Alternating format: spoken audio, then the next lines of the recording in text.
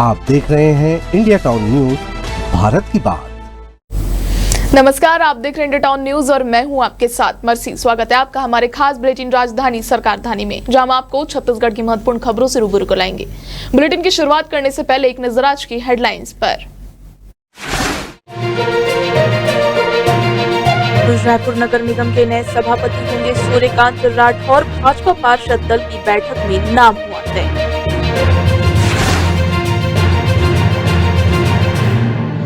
PM आवास पर भूपेश बघेल और पंचायत मंत्री विजय शर्मा के बीच तीखी बहस, विपक्ष ने किया बहिर्गमन।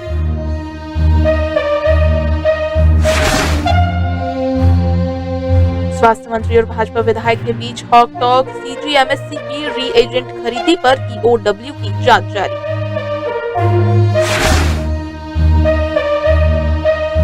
विधानसभा बजट सत्र के 9वें दिन की कार्यवाही, अजय चंद्राकर ने पेश किए 2 महत्वपूर्ण अशासकीय संकल्प।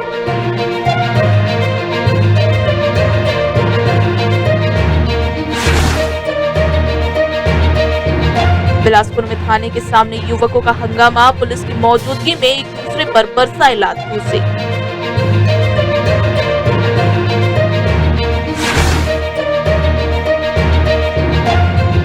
आईएएस विश्वदीप ने रायपुर स्मार्ट सिटी के एमडी का पदभार संभाला, नगर निगम आयुक्त के साथ मिलकर किया कार्यभार ग्रहण।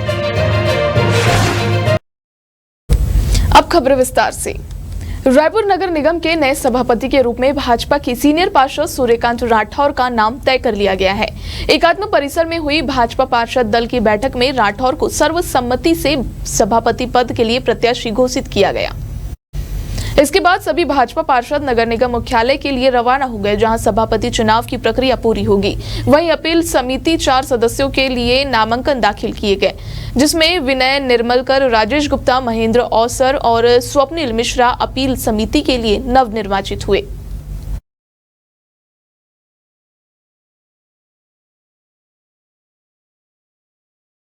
विधानसभा में शुक्रवार को प्रश्नकाल के दौरान प्रधानमंत्री आवास योजना का मुद्दा गूंजा। विषय पर पूर्व मुख्यमंत्री भूपेश बघेल और पंचायत मंत्री विजय शर्मा के बीच तीखी बहस हुई। जवाब नहीं मिलने से असंतुष्ट विपक्ष ने सदन से बहिर्गमन किया।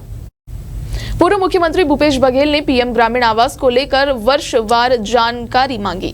पंचायत मंत्री विजय शर्मा ने बताया कि वर्ष 2016 से 2025 तक जनवरी से दिसंबर तक जानकारी चाही गई है। वित्तीय वर्ष के आधार पर जानकारी दी गई। इस पर पूर्व मुख्यमंत्री भूपेश बघेल ने कहा कि आंकड़े में कहा गया है कि 18 लाख आवास दिए गए, लेकिन पिछली सरकार के कामों को छिपाया गया है। सदन के सदस्यों को दी गई जानकारी कुछ और ही है।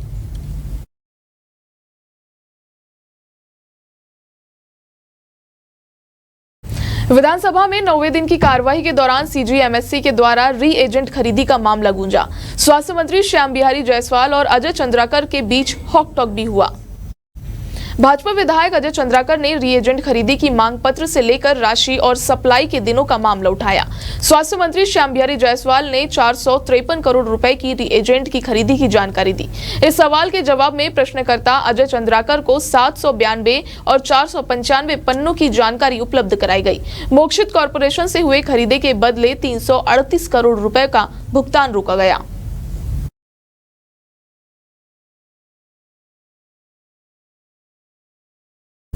छत्तीसगढ़ विधानसभा के बजट सत्र के 9वें दिन की कार्रवाई में आज भाजपा विधायक अजय चंद्राकर को 2 महत्वपूर्ण अशासकीय संकल्प प्रस्तुत करेंगे।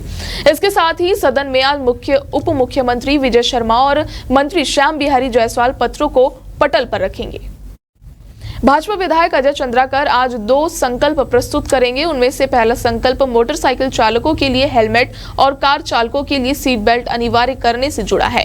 दूसरा संकल्प प्रदेश में प्रवासी श्रमिकों के विशेष नीति बनाने को लेकर पेश किया जाएगा। हौसले इतने बुलंद हो गए हैं कि अब वे शिकायत करने पहुंचे युवक की थाने के सामने ही मारपीट कर देते हैं। दरअसल सिविल लाइन थाना क्षेत्र के श्रीकांत वर्मा मार्ग तिराहे पर 2 पक्षों के बीच हुए विवाद के बाद एक युवक शिकायत करने पहुंचा, लेकिन वहां उसके ही दोस्तों से उसकी पिटाई कर दी। थाने के सामने हो रही इस मारपीट को देखकर पुलिस जवान तुरंत मौके पर पहुंचे और युवकों को अलग कर कार्रवाई के लिए थाने ले गए। जानकारी के अनुसार श्रीकांत वर्मा मार्ग तिराहे के पास किसी बात को लेकर 2 पक्षों में कहासुनी हो गई, जो बाद में मारपीट में बदल गई। इस घटना के बाद एक पक्ष का युवक शिकायत दर्ज कराने पहुंचा। इस दौरान उसके साथ मौजूद दोस्तों ने उसे समझौता करने की सलाह दी और बातचीत के बहाने थाने के बाहर ले गए। वहीं पर समझौते को लेकर गाली गलौज होने लगी और विवाद इतना बढ़ा कि दोस्तों ने ही युवक की पिटाई शुरू कर दी।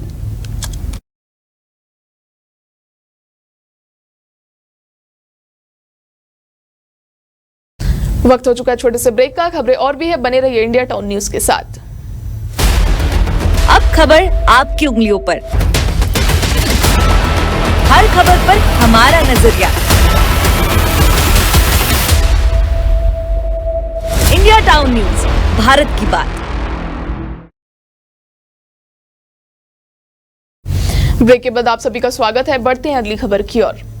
आईएएस विश्वदीप ने रायपुर नगर निगम आयुक्त के साथ रायपुर स्मार्ट सिटी लिमिटेड के प्रबंधक चालक का प्रशासनिक पदभार संभाल लिया है। जिला धमतरी के नवपदस्थ कलेक्टर अविनाश मिश्रा ने नवपदस्थ आयुक्त को प्रशासनिक पदभार सौंपा। इस अवसर पर नवपदस्थ दोनों अधिकारियों को अधिकारियों एवं कर्मचारियों ने शुभकामनाएं दी।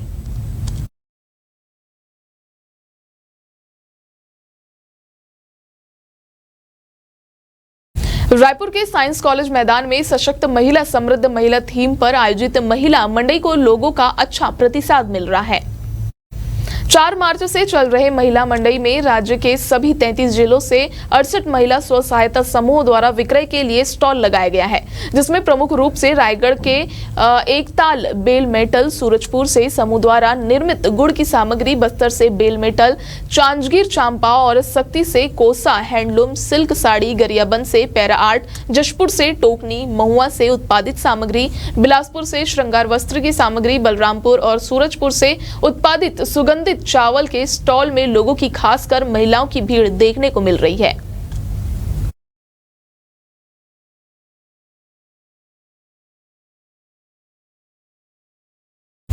ई रिक्शा और ऑटो के कारण उत्पन्न यातायात समस्याओं एवं उनके समाधान से जुड़े विषयों पर परिवहन सचिव सह आयुक्त एस प्रकाश की अध्यक्षता में मंत्रालय में संभाग मुख्यालय रायपुर, बिलासपुर, दुर्ग, अंबिकापुर तथा जगदलपुर जिला प्रशासन ने अधिकारियों के साथ वर्चुअल बैठक आयोजित की। बैठक में रायपुर जिला प्रशासन द्वारा ई रिक्शा एवं ऑटो के सुगम व्यवस्थित परिचालन हेतु निर्मित जोन वार योजना के बारे में भी विस्तार पूर्वक चर्चा की गई। रायपुर जिला प्रशासन के द्वारा रायपुर शहर को मुख्य रूप से 5 जोनों में विभक्त कर योजनाएं बनाई गई है। बैठक में अपर परिवहन आयुक्त डी रविशंकर भी उपस्थित थे।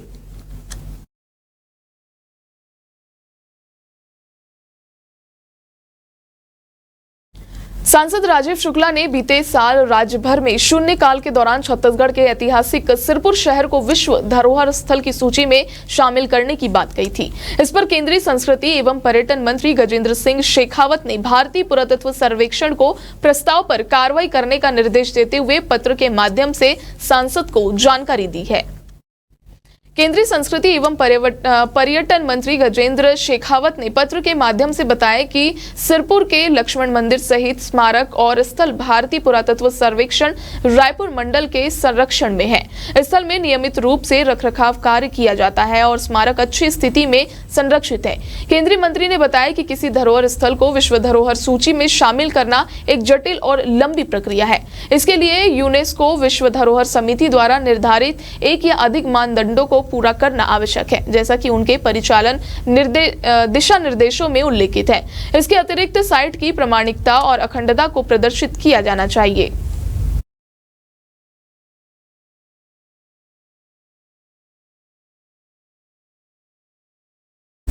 सरगुजा के उदयपुर विकासखंड में अदानी फाउंडेशन प्रदेश की 500 से अधिक महिला शक्तियों को अंतर्राष्ट्रीय महिला दिवस पर सम्मानित करेगा। राजस्थान राज्य उत्पादन निगम लिमिटेड की सामाजिक सरोकारों के तहत आयोजित इस वृहद और विशेष महिला सम्मान समारोह का आयोजन 8 मार्च को सालही के खेल मैदान में किया जा रहा है, जिसमें क्षेत्र के विधायक राजेश अग्रवाल सहित कई गणमान्य नागरिक उपस्थित रहेंगे। इस आयोजन का उद्देश्य महिलाओं के सशक्तिकरण, आत्मनिर्भरता सहित उनके सम्मान को बढ़ावा देना है।